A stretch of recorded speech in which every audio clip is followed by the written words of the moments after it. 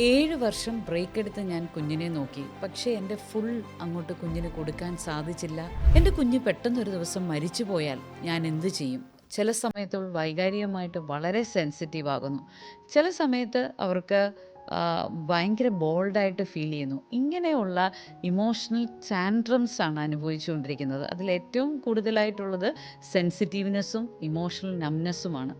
Extreme emotional conditions and severe depressive mood. വല്ലാതെ അങ്ങ് worthless, hopeless, helpless feelings ആണ് തോന്നിക്കൊണ്ടിരിക്കുന്നത്. ഞാൻ ആരുമല്ല, ഒന്നുമല്ല, ഞാൻ ഇതുവരെ ചെയ്തതൊന്നും ശരിയല്ല, എനിക്ക് ജീവിതത്തിൽ നല്ലതൊന്നും നേടാൻ സാധിച്ചില്ല, ഇങ്ങനെ തുടങ്ങി അവരുടെ വർത്ത്ലെസ് ഫീലിങ്സ് പോയിക്കൊണ്ടിരിക്കുന്നു. നമ്മളും ചിലപ്പോഴൊക്കെ ഇത്തരത്തിൽ ചിന്തിക്കാറില്ലേ? അല്ലെ ഇത്തരത്തിലുള്ള ഫീലിങ്സ് നമുക്ക് ഉണ്ടാകാറില്ലേ? കാരണം എന്താണെന്ന് ചോദിച്ചാൽ അവർക്ക് ജീവിതത്തിൽ ഇമോഷണൽ ഒരു ഇൻഡിപെൻഡൻസിയോ അല്ലെങ്കിൽ ഇമോഷണൽ കോ ഡിപ്പെൻഡൻസിയോ ഇല്ല. പകരം അവർക്കുള്ളത് ഇമോഷണൽ ഓവർ ഡിപ്പെൻഡൻസി മാത്രമാണ്.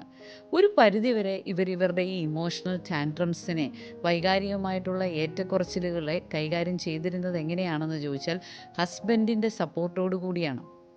ഹസ്ബൻഡ് വളരെ ജെനുവിനായിട്ടുള്ളൊരു മനുഷ്യനാണ്.